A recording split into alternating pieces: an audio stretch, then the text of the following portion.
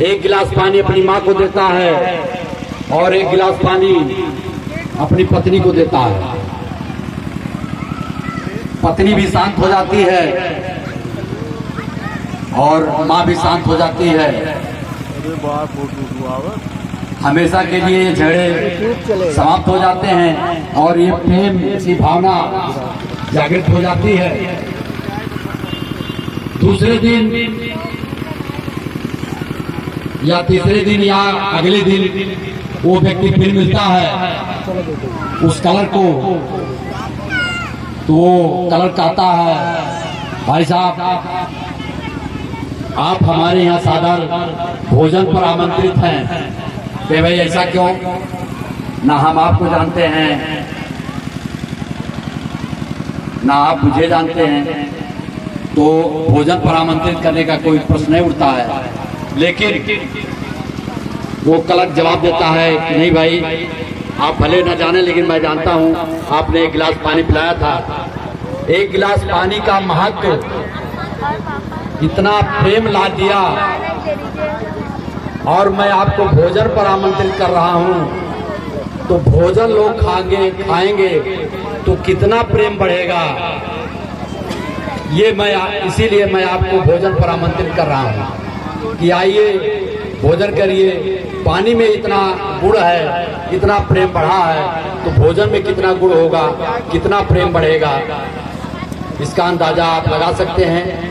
तो हम चाहेंगे कि आप लोग प्रेम से रहें। भगवान बुद्ध की वाणी प्रज्ञाशील करुणा का संदेश हमेशा जन जन तक पहुंचाएं, यही हमारी याचना है, यही अनुरोध है। अब हम चीफ गेस्ट मुख्य अतिथि एवं धम्मदेशक भिक्षुणी अत्यदीपा जी से अनुरोध करेंगे कि वो धम्म देशना के माध्यम से हम लोगों को अभिसिंचित करें। भिक्षुणी अत्यदीपा जी।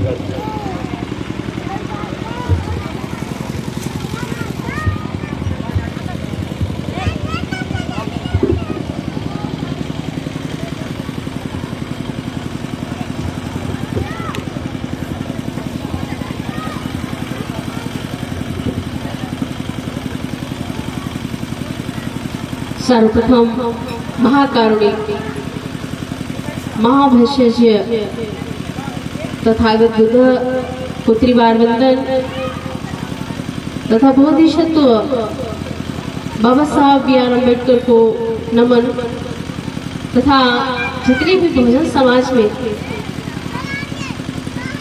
समाज का उद्धार करने के लिए करोड़ों की क्रांति जगाई, ऐसे सभी महामानवों को याद करते हुए तथा उपासक उपासिकाओं के लिए मंगल कामना करते हुए पुनः इस मंच पे कुछ कहने का अवसर मिल रहा है और बहुत बहुत साधुवाद देंगे जो बड़ी हिम्मत जुटा के जो महिला समाज आ रही है आगे कदम बढ़ करके, और ये जो आप लोगों के सहयोग से आयोजन हो रहा है, बहुत खुशी होती है बेहद कि आप लोगों में बुद्ध धर्म के प्रति जिज्ञासा बढ़ रही है, जागरूकता बढ़ रही है। आप सभी लोग थोड़ी देर के लिए बैठ जाइए, बस 10 मिनट के लिए बैठ जाइए। आप अगर आए हैं तो धम्म वचन का लाभ लीजिए, क्योंकि विशेषकर अगर हमें कहीं बुलाया जाता है तो हम जहां तक जानते हैं उपासक लोग आप सभी लोगों के लिए बुलाते हैं जो महिला बहनें हैं। उनका प्रयास रहता है और वो शिकायत भी करते हैं कि हमारे समाज की जो महिलाएं हैं वो अभी आत्मविश्वास पाखंड और रूढ़ियों में बहुत जकड़ी हुई हैं। और हम कहीं कहीं मानते भी हैं शूद्रों की और महिलाओं की एक जैसी स्थिति थी और आज भी है। कुछ पुरुष जाग चुके हैं, कुछ बुद्ध धर्म के लिए प्रेरित हो चुके हैं और महिलाओं का परसेंटेज तो बहुत कम है, अभी तो वो 10% में भी नहीं पहुंच पाएंगे।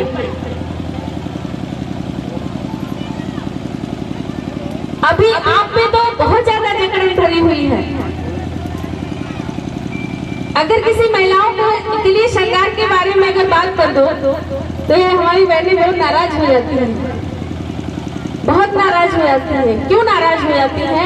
इनको अभी वहां तक का ज्ञान नहीं है और जिस दिन वहां तक का ज्ञान हो जाएगा, जिस दिन ये सोचना शुरू कर देंगी कि अगर हमने ये साड़ी भी पहनी है क्यों और किस कारण, अगर हम भोजन कर रहे हैं तो क्यों और किस कारण, अगर हम चल रहे हैं तो क्यों किस कारण, बोल रहे हैं क्यों किस कारण, अगर हम आजीविका के लिए भी प्रयत्न कर रहे हैं तो भी किस कारण। अगर इन लोगों को कारण अगर पता हो जाए और जिसको कारण पता चल जाएगा, बुद्ध धम्म का मतलब ही है कार्य कारण का सिद्धांत, और जिस दिन कारण पता चल जाएगा उस दिन ये खोजना शुरू कर देंगे। आखिर हम महिलाओं को नंगा क्यों रखा जाता था, बदन पे कपड़े नहीं आने दिए जाते थे। हम महिलाओं के लिए अगर ये श्रृंगार बनाया गया है तो क्यों किस लिए बनाया गया है, अगर हम जो ये आभूषण और ये जेवर त्याग पहनते हैं तो क्यों किस लिए पहनते हैं। जिस दिन ये आपके मन में तर्क की विचारधारा आ जाएगी और ये समझ जाओगे आप लोग कि आखिर हमारी भी शादी होती है और इन भाइयों की भी शादी होती है। इन भाइयों ने कोई श्रृंगार धारण किया है? बताइए, कोई श्रृंगार है इनके पास? शादी इनकी भी होती है और शादी आपकी भी होती है। इनको जो प्रतीक पहनाए गए शादी में, इन्होंने जाकर के घर पे रख दिया, लेकिन आपको जो धारण कराया गया, आपको जो पहनाया गया शादी में, वो आपके ता जीवन नहीं छूटता है। ऐसा क्यों? क्या आपने इसमें कभी विचार किया है? नहीं विचार किया है। अगर हम सिंदूर पहने हैं तो क्यों पहने हैं, किस लिए पहनते हैं, क्यों लगाते हैं? आखिर हमारी कोई पहचान है सिंदूर लगाने से, तो पुरुष की पहचान क्यों नहीं है? कुछ बांध लेने से, कुछ धारण कर लेने से क्यों पहचान नहीं है इस बात पे? और फिर वो तो मामला छोड़ दीजिए, लेकिन बात यहाँ तक आती है कि जब भारत का संविधान आया तो संविधान को कुछ ही लोग जानते हैं संवैधानिक अधिकार मिले, और उसमें संविधान में बताया गया शिक्षा का अधिकार है, बोलने का अधिकार है, जीने का अधिकार है। लेकिन क्या आप लोगों को बताया गया कि संविधान में आपके क्या अधिकार है? कुछ बताया गया है अधिकार, लेकिन आप लोगों ने जानने का प्रयास नहीं किया। अगर प्रयास जानने का करते तो संविधान के आर्टिकल 39 में आप लोगों के अधिकार हैं।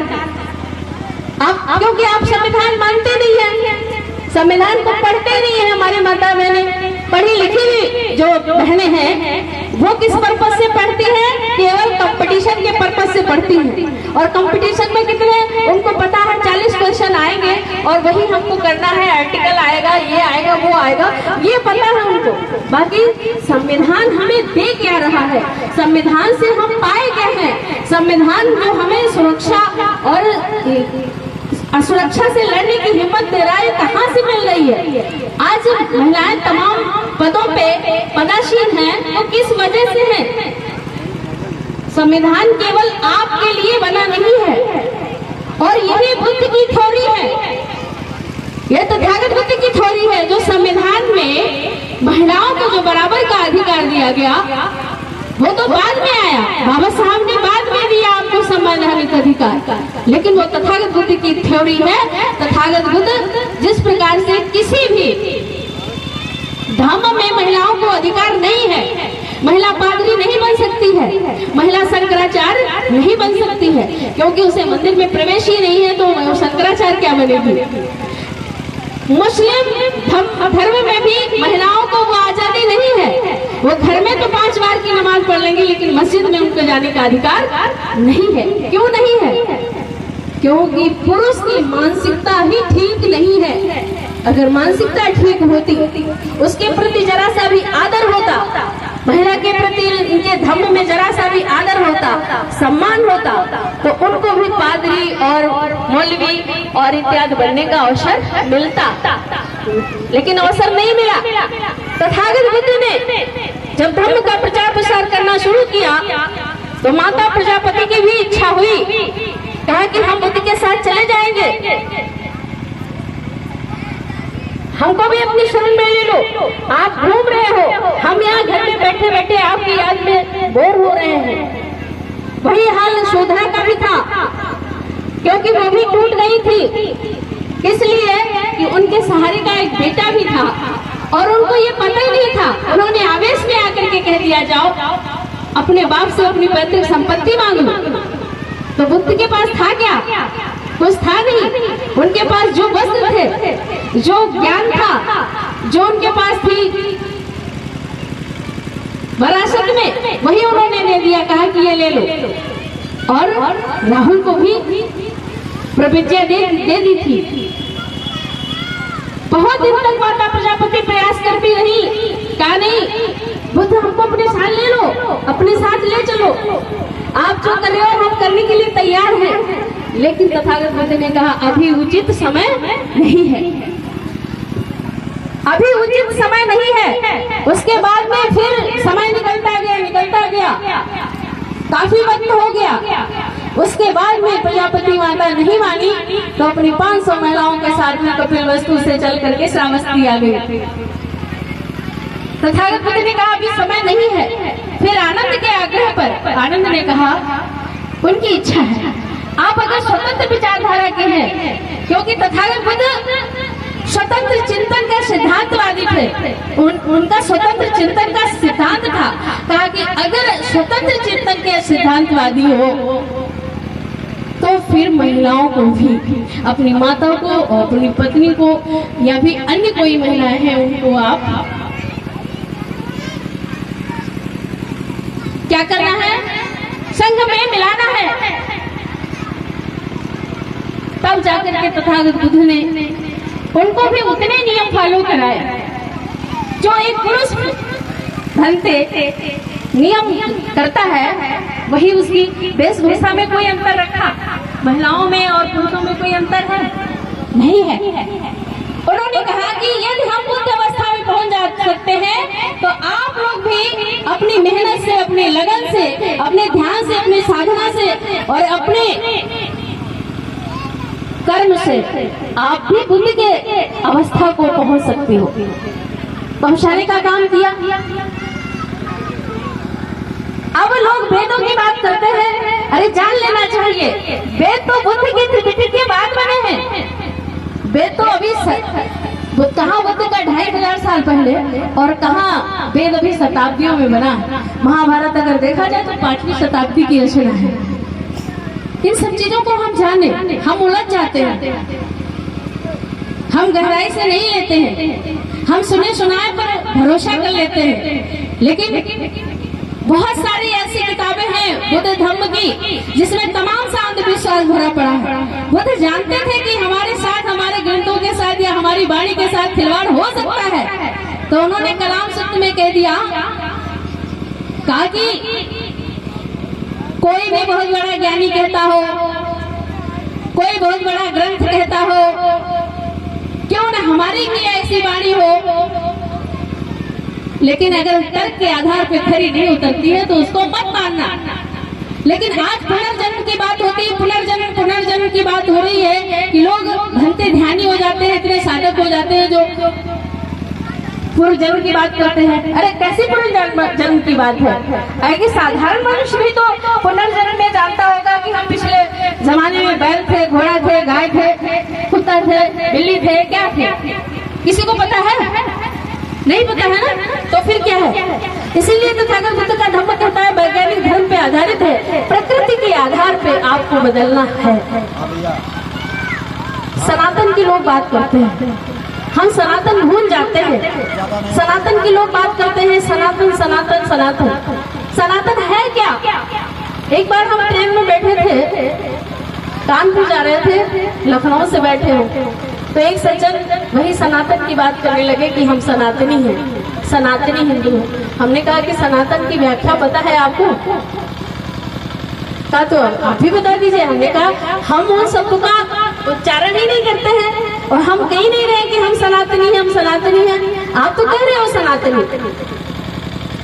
कहा कि हाँ मैं सनातनी हूँ। हमने कहा बताओ, सिद्ध करो सनातनी कैसे है, कि हमारा इतने वर्षों से है, इतने वर्षों से।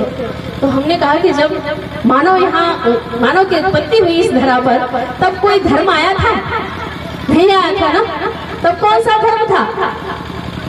केवल उसके मन में एक प्राकृतिक भावना थी, इसके साथ में हम सहयोग करेंगे या इसके साथ बुरा करेंगे या इसके साथ अच्छा करेंगे, या इससे छीन करके खाएंगे, अपनी भूख मिटाएंगे, अपनी प्यास मिटाएंगे। वहां तक कि कपड़ा भी उसको पहनना नहीं आता था, केवल खाना आता था, मार करके खाया जाता था, पशुओं का भोजन बना लेते थे। वो पेड़ पौधे की पत्तियां खाते थे, फल खाते थे। क्या था? उनको खेती करना नहीं आ रहा था। लेकिन आज हम कह रहे हैं सनातन वो चीज है जो कभी ना मिटने वाली है। आपका आसमान मिट सकता है, धरती मिट सकती है, जितने भी है सब मिट सकते हैं, लेकिन यदि इस धरा पर जीव जंतु और पशु या प्राणी कोई रहेगा तो वो देखेगा जरूर, बोलेगा जरूर, अपने शरीर को हिलाए डुलाएगा, प्रतिक्रिया करेगा, भले भी किसी लैंग्वेज में बात करे, चिल्लाएगा, रोएगा, सोएगा, खाना खाएगा, भूख लगेगी, सब करेगा। क्या है? यही तो सनातन है, यही सनातन है। लेकिन हम लोग उलझ गए, सनातन क्या है, सनातन क्या है, सनातन क्या है? तथागत बुद्ध ने कहा नहीं पैर पैराने समन तीर्थ कुदाचना, यानी पैर से पैर कभी नहीं मिटता है। क्या है? ये सनातन है ना।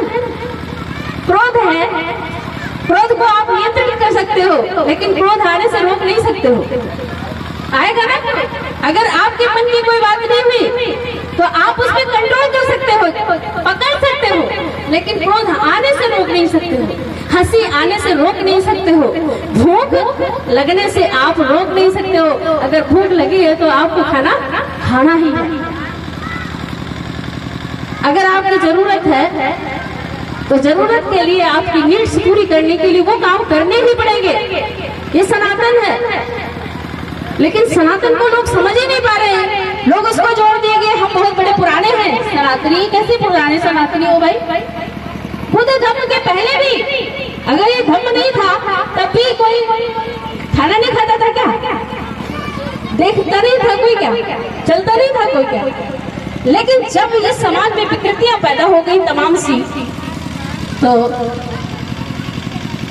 उसको नियंत्रित करने के लिए कहा कि कुरीतियां बढ़ती जाएंगी, कुरीतियां बढ़ती जाएंगी। अगर कुरीतियां बढ़ेंगी तो शोषण बढ़ेगा, तमाम प्रकार के लड़ाई झगड़े होंगे, संगठन टूटेगा, एकता नहीं बन पाएगी। तो इसको एकता में लाने के लिए तथागत बुद्ध ने नियम बनाए। कहा कि अगर जीवन को सुखमय बनाना है तो 5 नियम पे चल जाओ, कहीं किसी की जाने की जरूरत नहीं है। ओशो कहते हैं एक उसमें अपने कथन में कहते हैं कि तुम इसको, जो भौतिक चीजें हैं उनको आप नहीं रोक सकते हो, नियंत्रित कर सकते हो, कंट्रोल कर सकते हो, लेकिन आप रोक नहीं सकते हो। ये बुद्ध के सिद्धांत हैं। उन्होंने बुद्ध के सिद्धांतों को पढ़ा, जाना, समझा। इसी वजह से बाबा साहब ने क्यों नहीं अन्य धर्मों को अपनाया? क्योंकि कलाम सूत्र में तथागत बुद्ध ने कहा था कि अगर तर्क की कसौटी पर जो बात खरी उतरती है, जो हमारे समझ में आती है, हम उसको माने, अन्यथा कोई भी भीड़ मानती रहे, कोई ग्रंथ मानता रहे, कोई कुछ कहता रहा, हम उसको नहीं मानते हैं। उसी के आधार पे आपका संविधान बना। और तो और बात है कि यहाँ 1860 का जो अधिनियम चल रहा है, जो अंग्रेजों द्वारा बनाया गया था, उन्होंने भी पंचशील को अपनाया और समाहित किया। उसी के तहत आप आज भी जाकर के कोर्ट में दंडित किए जाते हो। होता है ना, जेल जाना पड़ता है, सजाएं होती है, अर्थदंड और प्लस कारावास की सजा होती है ना। बुद्ध क्या कॉन्सेप्ट है, बुद्ध की आधारशिला है। उन्होंने कहा कि अगर कोई व्यक्ति हत्या करेगा वो 302 के तहत दंडित किया जाएगा। किसका है? बुद्ध का ही तो सिद्धांत है कि अगर हत्या करोगे, प्राण हत्या करोगे तो आपको दंड जरूर मिलेगा, जरूर मिलना चाहिए, तभी तो आप अपराधों को नियंत्रित कर पाओगे। चोरी करोगे क्या परिणाम मिलेगा? चोरी करने के भी परिणाम आपको मिलेंगे। अगर किसी ने जान लिया चोरी करना है तो वो तो शिकायत करेगा जाके, आप दंडित किए जाओगे। तो ये व्यवस्था बनाई, लेकिन हमारी माताएं में नहीं। बहुत अफवाह हो क्या रहा है, ट्रेंड क्या चल रहा है, जानते हो? वहाँ की जो गठरी बंधी थी और हम कहते हैं कि भाई गठरी लेके मत आओ, वहाँ अपने खाली हाथ चले आओ, यहाँ जो मिलना होगा मिल जाएगा आपको। लेकिन इतना मोह बढ़ा, इतना लालच बढ़ गया, वो पुरानी वाली गठरी भी नहीं छूट रही है। तो वो जाकर के वहाँ का कचरा लाके यहाँ सारा उड़ेल दिया। अब बाबा साहब को खाना खिलाना है, मुंह में चटाना है, उनके पास में फल फ्रूट इत्यादि सब रखना है उनके सामने, है सब पूरा करना है। क्या करना है? यही तो पुरानी वाली गठरी अपनी छोड़ आओ, यहाँ न्यू में आ जाइए, पुराने कपड़े छोड़ दीजिए और नए कपड़े पहन लीजिए, तब क्या बात बनी। और कपड़ों के ऊपर कपड़े पहन लोगे तब क्या बात बनेगी? आपको भी घुटन होगी और जो देखने वाला होगा उसको भी सामने वाले को बुरा लग रहा होगा। है बताओ, हमने नए नए कपड़े तैयार किए हैं और ये पुराने कपड़े छोड़ नहीं रहा है। तो आपने क्या किया कि समुंडन संस्कार, जो भी तेल पूजन और जितना भी होता है सब बाबा साहब वहाँ छुटे से यहाँ आ गए। अब देखा है 14 अप्रैल में हमारे लोग रंग खेलने लगे हैं, वो होली। अरे कम से कम बुद्ध के धम्म को जो अपनाए हो, ज्ञानवान है, विचारवान है, तर्कवान है, शीलवान है धम्म, फिर भी आप शील को तोड़ रहे हो। अपने ज्ञान का परिचय जो उसमें अज्ञानियों के रूप में दे रहे हो, ये कहाँ तक सही है? सही है? अरे आपको तो बाबा साहब की रैली, जिस प्रकार से वो विद्वान थे, सूट बूट में रहते थे, इस बात का परिचय देना चाहिए कि बाबा साहब के फॉलोवर हैं। बाबा साहब जैसे हम शांति में कार्यक्रम और बड़े सादगी के साथ और बड़े एकदम फ्रेश होकर के सफेद कपड़ों में स्वच्छता और सादगी में हम अपने बाबा साहब के कार्यक्रम करें तो देखो कैसा लगता है। लगता है ना? सही लगेगा। लोग पहचानेंगे कि ये जो भीड़ है ये बौद्ध है, ये प्रबुद्ध की है, ये जो भी लोग जा रहे हैं वो सब यहाँ पर बुद्धिजीवी वर्ग है, बौद्धिक वर्ग है। बौद्धिक वर्ग का मतलब क्या होता है? बुद्ध का ही तो सिद्धांत है बौद्धिक। बौद्धिक का मतलब क्या हुआ? हम शीलवान आचरण से, हम स्वच्छ, हम स्वभावमान, शांत, एकदम कोई भी कार्यक्रम करें अगर हम शांतिपूर्ण करते हैं, अरे वाह, कोई कहेगा तो वाह, देखिए बौद्ध धर्म के मतावलंबी जो है, बौद्ध धर्म के जो अनुयायी है, मानने वाले हैं, देखिए कितनी सादगी से रहते हैं, कितनी उन्नति। अरे उन्नति के विचार में आइए। किसी ने कहा है उन्नति वो करता नहीं है जिसमें ज्ञान, प्रगतिशील रहना सदा मानव की पहचान। धर्म समझना कठिन है, सरल बहुत पाखंड, धर्म सार संसार का सारहीन पाखंड। पाखंड में कोई सार नहीं है, लेकिन धर्म को लोग समझ नहीं पाते। धर्म को समझने के लिए कोई तैयारी नहीं हो रहा है। और अगर पुरुष भाई कहते हैं कि महिला नहीं सुधरने वाली है, तो अगर हमारे पास में चैनल वाले अगर भैया हैं तो जरूर हमारी बात पहुंचेगी। उनसे हम कहते हैं कि लोग कहते हैं कि महिलाएं नहीं मानती हैं। हमारा कहना है माँ किसी दूसरे से घर से आई है, वो अपने संस्कारों में बंद करके आई है, तो वो संस्कार जो लेके आएगी वो यहाँ छोड़ेगी। कोई बात नहीं, पत्नी आई है दूसरे के वहां से, वो भी अपने लिए संस्कार अपने तौर तरीके लेके हमारे घर आई है, कोई बात नहीं है। हम पत्नी और माँ को समझा सकते हैं, लेकिन जो हमारी बेटी है अपनी, उसको तो हम रोक सकते हैं कि नहीं रोक सकते हैं? हम मना कर सकते हैं कि नहीं मना कर सकते हैं? अंधविश्वास आडंबर से उसको निकाल सकते कि नहीं निकाल सकते? उसको हम ज्ञानवान बना सकते हैं कि नहीं बना सकते हैं? बना सकते हैं। लेकिन हम अपनी बेटी पर क्या कभी ध्यान ही नहीं दिए? बेटी माँ को देख देख के रंग लगा रही है।